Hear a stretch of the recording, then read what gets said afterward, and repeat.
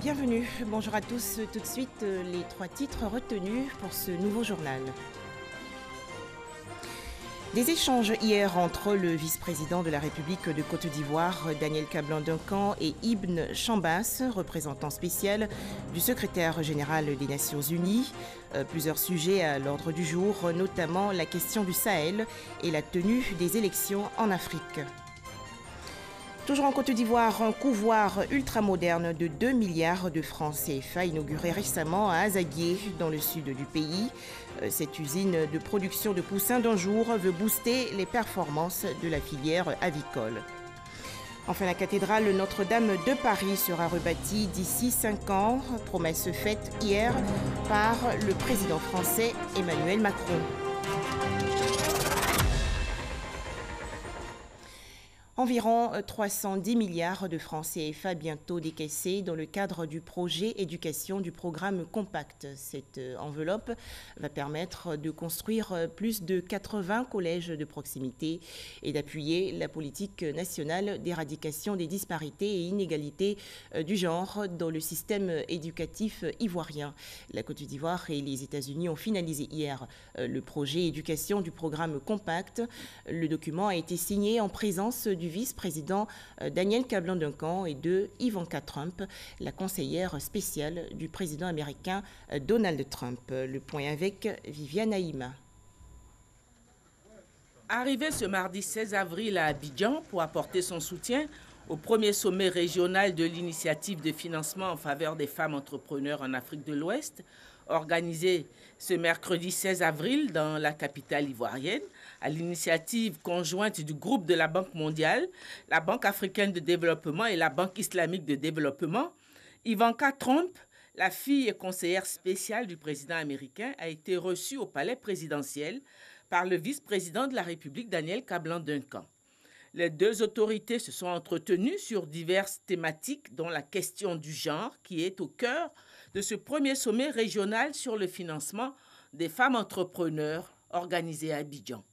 L'entretien a été suivi d'un autre acte fort, la signature sous le regard des deux autorités de l'arrêté portant organisation de la direction de l'égalité et de l'équité du genre au sein du ministère de l'Éducation nationale, de l'enseignement technique et la formation professionnelle.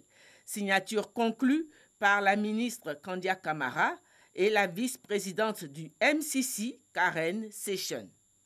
Cette signature va permettre le décaissement des fonds relatifs au projet éducation du programme Compact du MCC, destiné à la réduction des disparités de sexe dans le système éducatif. Plus précisément, ces fonds serviront à la création de plus de 80 collèges de proximité sur l'étendue du territoire national, dont plusieurs collèges avec internat pour filles.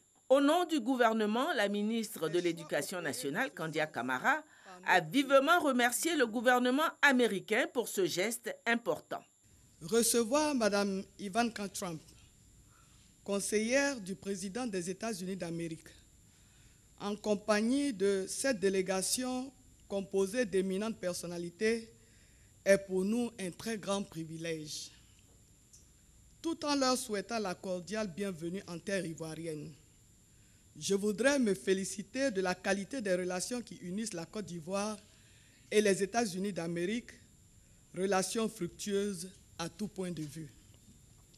Excellence, Monsieur le vice-président de la République de Côte d'Ivoire, je voudrais, sous votre auguste autorité, rendre un vibrant hommage aux États-Unis et exprimer mes sentiments de gratitude pour l'important don de 525 millions de dollars américains fait à la Côte d'Ivoire.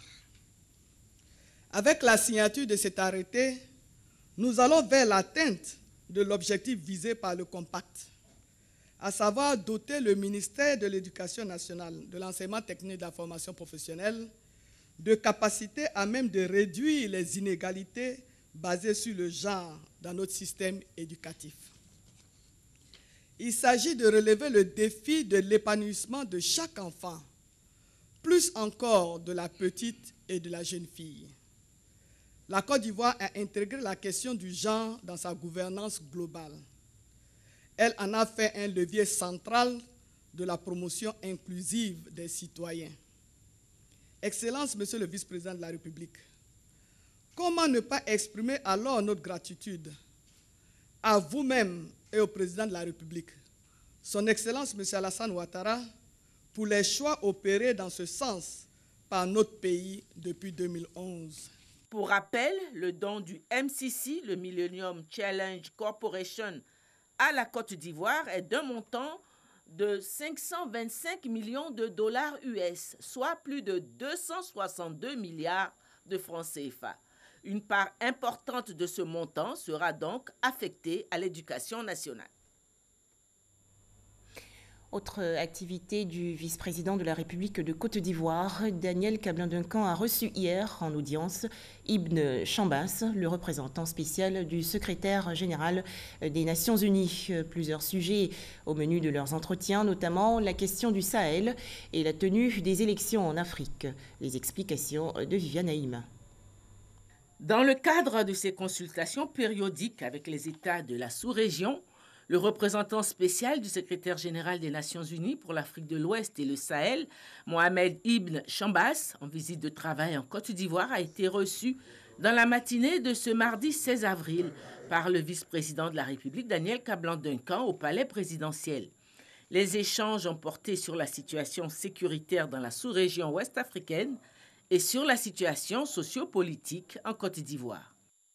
C'est la situation au Burkina Faso qui est vraiment préoccupante parce que vous savez, avec ce qui se passe au Burkina Faso, tous les pays côtiers, la Côte d'Ivoire, le Ghana, le Togo, le Bénin, sont tous menacés par le terrorisme qui connaît la région sahélienne. Nous avons échangé, voir comment les Nations Unies travaillent avec le pays de la région peut augmenter nos efforts pour faire face à cette menace de la terrorisme. Nous avons aussi constaté le progrès que nous avons vu même cette année avec les élections au Nigeria, au Sénégal, récemment, le législatif en Guinée-Bissau, qui étaient tous déroulés dans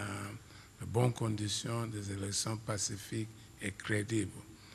Donc, avec ces élections réussies, nous sommes encouragés que l'année prochaine, 2020, qui sera une année de plusieurs élections en Afrique de l'Ouest, nous pouvons espérer aussi que ça va se dérouler comme on a vu déjà dans de bonnes conditions. Au cours de sa visite de travail qui s'achève ce mardi 16 avril, le représentant spécial du secrétaire général des Nations Unies pour l'Afrique de l'Ouest et le Sahel a eu également des échanges avec le président de l'Assemblée nationale, le président du Sénat, le ministre des Affaires étrangères.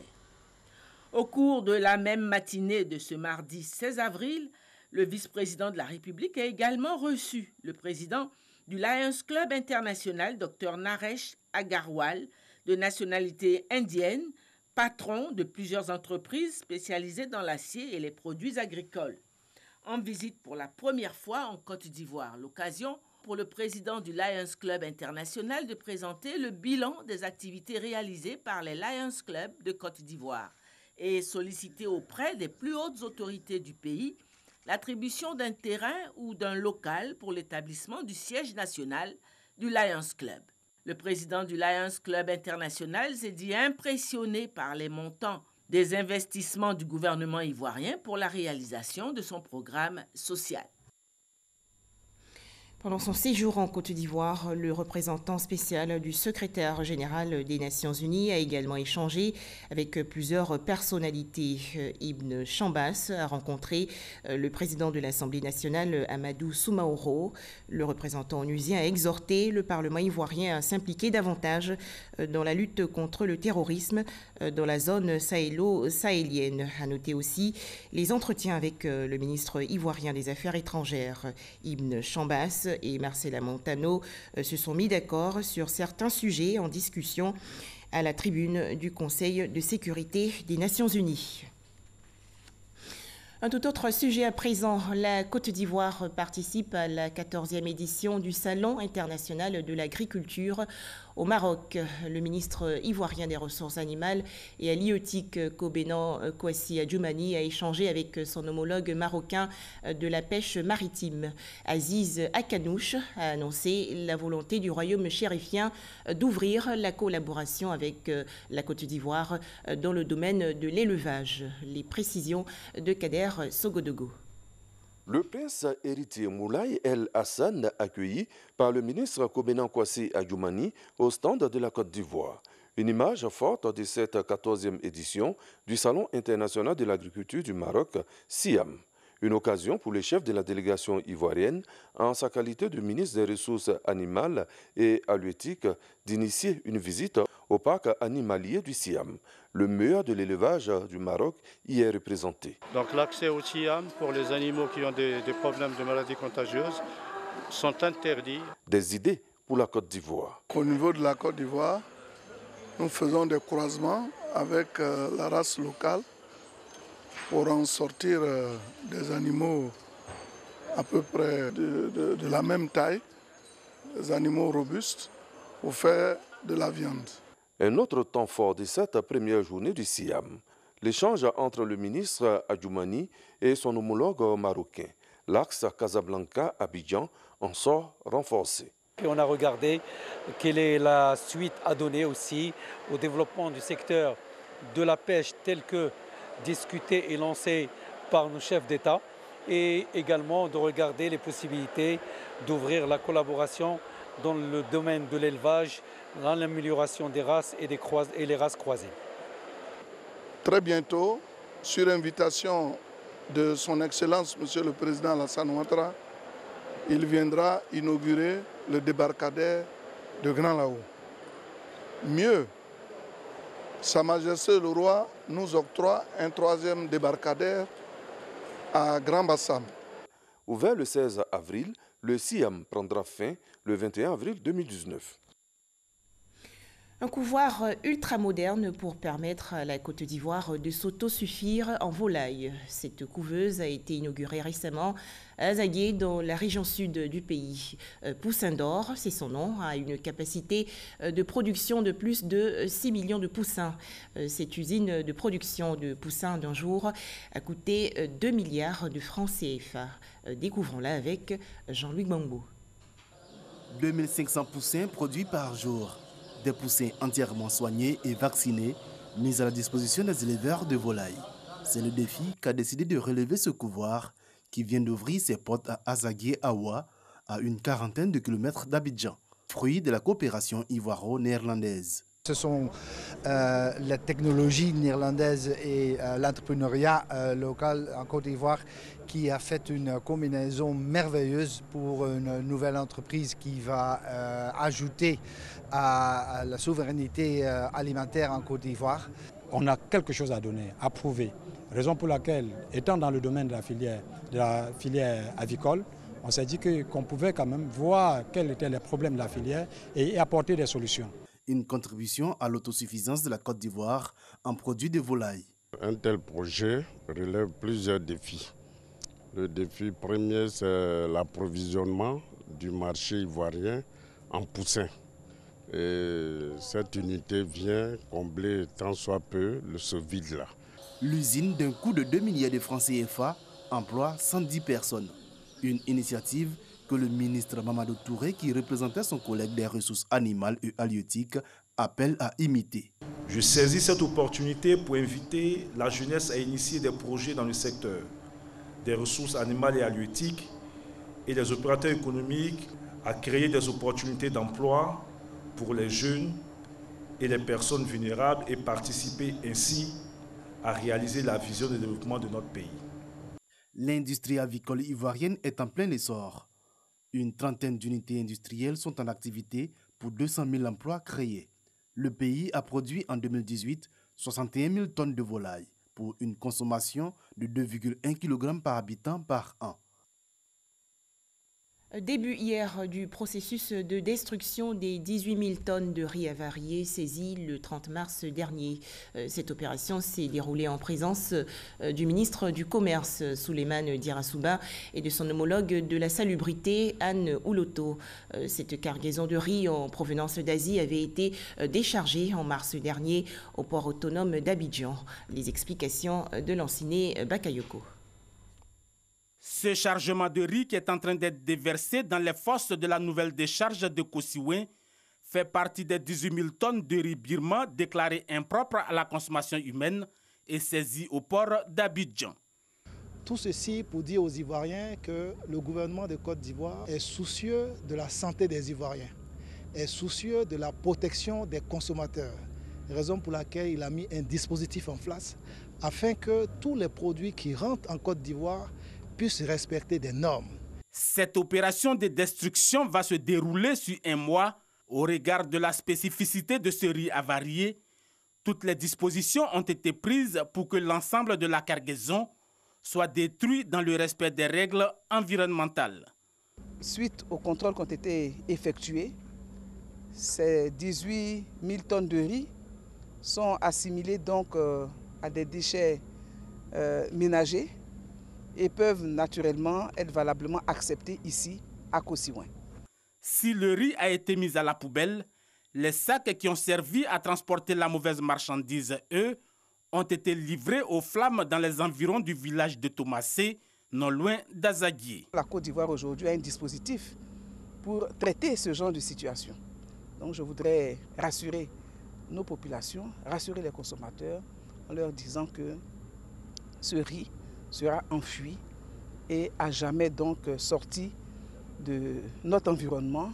Il partira du port pour arriver directement ici au centre de valorisation et d'enfouissement technique de Kosiwen. Les différentes ligues de consommateurs ont salué l'action des autorités. C'est le 11 mars qu'un bateau en provenance de la Birmanie via la Guinée et le Togo a accosté au port d'Abidjan avec les 18 000 tonnes de riz avarié. La Côte d'Ivoire a signé depuis juillet dernier un protocole d'accord avec une société financière. Objectif, numériser les services publics et vulgariser l'accès aux services financiers.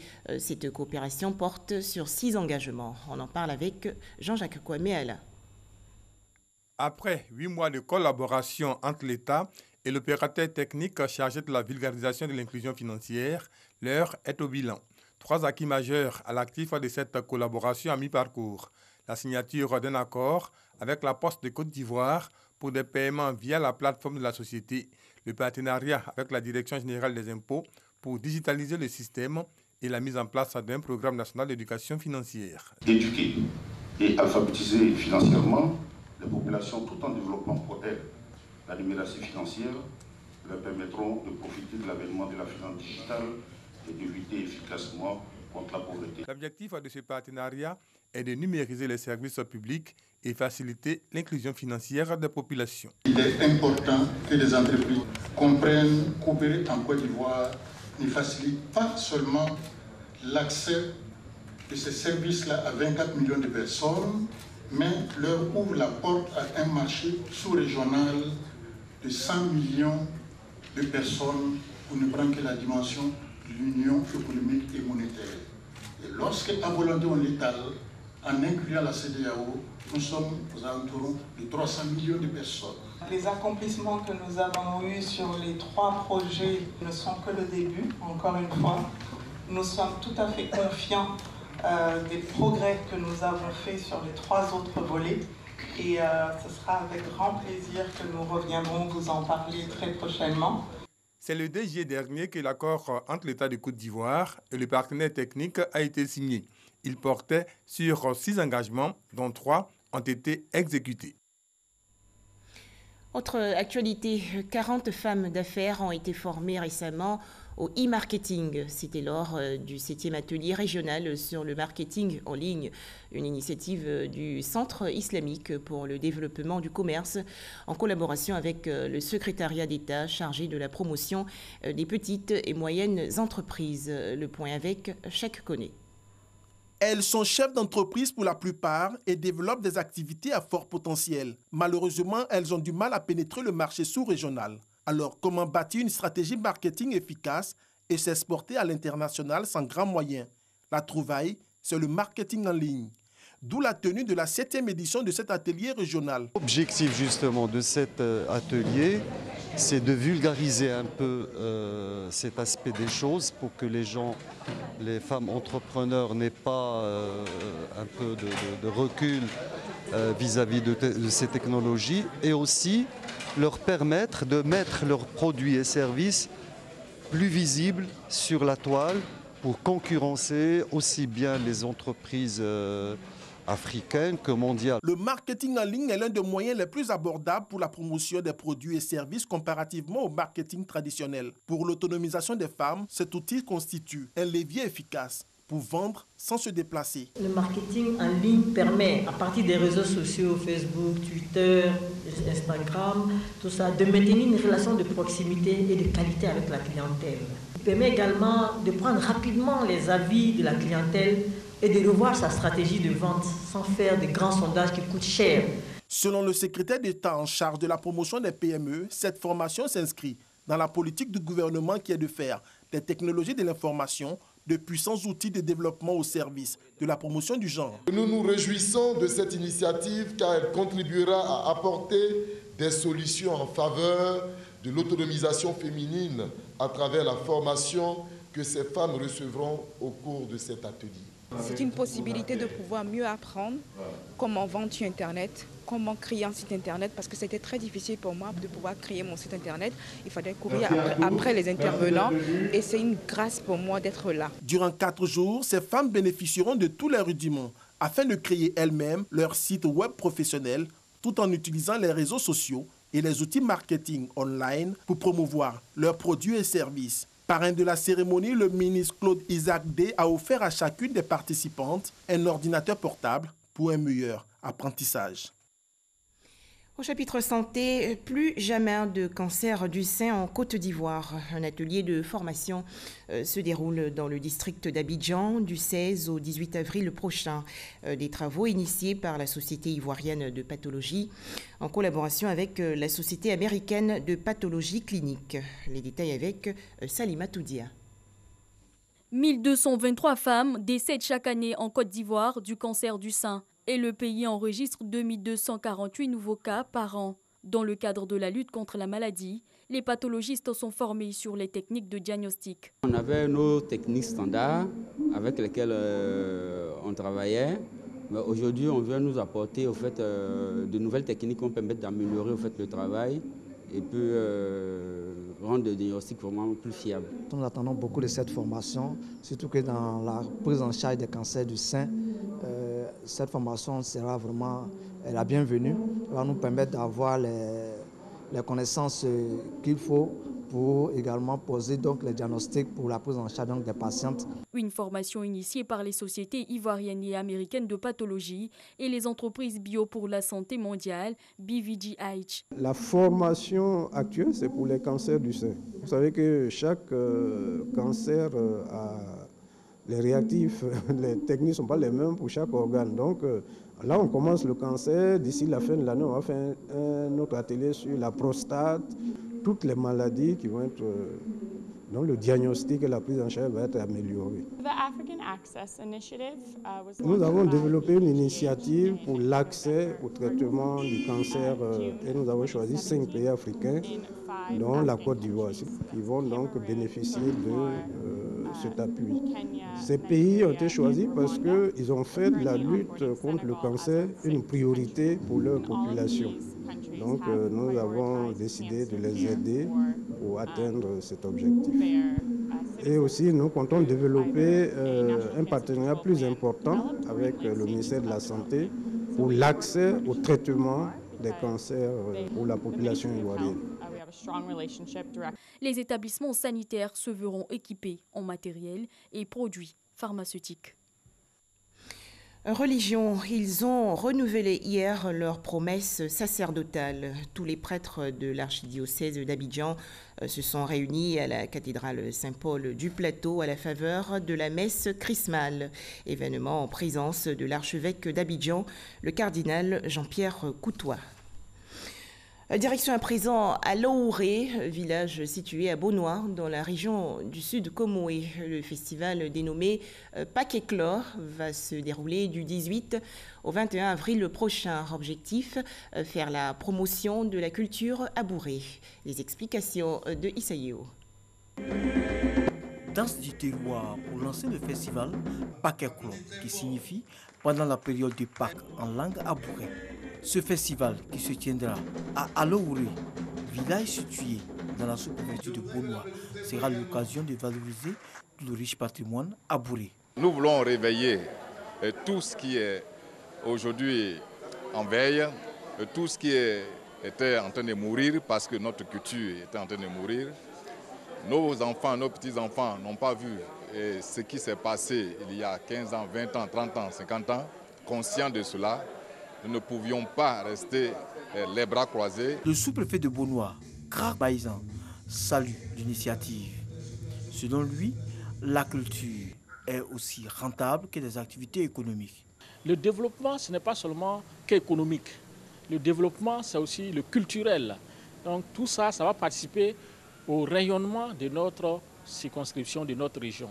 Paquet-Clore Festival aura lieu du 18 au 21 avril à Alaouré. Des images à présent avec ces nouvelles sportives. Les 3e championnats d'Afrique d'athlétisme des moins de 18 ans et moins de 20 ans. Une trentaine de pays africains prend part à cette compétition qui se déroule du 15 au 20 avril prochain dans le district d'Abidjan. La Banque africaine de développement, en collaboration avec l'ambassade du Rwanda en Côte d'Ivoire, a commémoré il y a quelques jours le 25e anniversaire du génocide des populations Tutsi. Thème retenu, se souvenir, s'unir et se renouveler. Les temps forts de cette cérémonie avec Kolo Koulibaly. 25 ans après le génocide, les Rwandais se souviennent du million de morts, essentiellement Tutsis. Le pays des 1000 collines avait 1001 raisons de sombrer dans le chaos, mais le Rwanda ne s'est pas laissé abattre par cette tragédie. À l'image de Pacifique, seul survivant de sa famille, aujourd'hui fonctionnaire à la Banque africaine de développement. 25 ans après, aujourd'hui, je suis marié, j'ai une petite fille, donc je peux donner un message d'espoir. Cet espoir est un engagement collectif qui a permis au Rwanda de se souvenir, s'unir et avancer ensemble, non sans la justice. Le Rwanda a déjà constitué les dossiers de tous les suspects génocidaires qui sont hébergés dans divers pays du monde, sur tous les continents, et aussi a entrepris un dialogue avec ces pays pour qu'un mécanisme puisse être établi pour leur extradition. Dans la reconstruction post-crise, la BAD a joué un rôle important pour les responsables de la banque. Aujourd'hui, le Rwanda est un modèle de développement. La Côte d'Ivoire, de son côté, exprime son soutien à ce peuple. Ce qui s'est passé au Rwanda en 1994 doit interpeller notre vigilance afin de rejeter systématiquement les discours identitaires, germes de la division et des crimes contre l'humanité. Au siège de la BAD à Abidjan, des lumières du souvenir allumées en mémoire des disparus, mais aussi comme pour éclairer le futur du Rwanda. La situation au Soudan, le chef du Conseil militaire de transition au pouvoir depuis la chute du président Omar el-Béchir a limogé hier le procureur général. Le chef du Conseil militaire de transition répond ainsi à une demande formulée la veille par les meneurs de la contestation. Enfin, en France, après l'incendie de la cathédrale Notre-Dame de Paris, le président Emmanuel Macron a promis hier de faire rebâtir cet édifice religieux d'ici 5 ans. À noter que le Conseil des ministres de ce mercredi est justement consacré à ce sinistre. Excellent après-midi à tous et merci de nous avoir suivis.